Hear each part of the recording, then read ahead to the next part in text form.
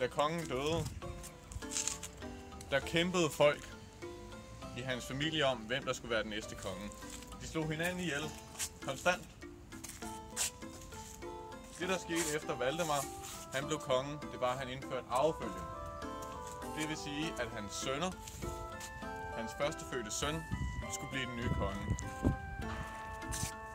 Herovre ser vi Valdemar den Store på Ringsted Torv.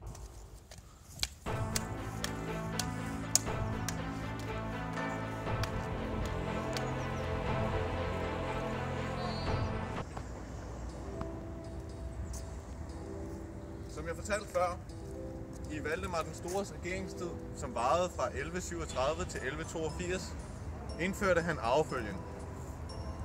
I arvefølgen gik det egentlig bare ud på, at når kongen døde af influenza, af sygdom, pest, hvad han nu ville dø af, så ville arven automatisk gå videre til den ældste søn, altså den førstefødte.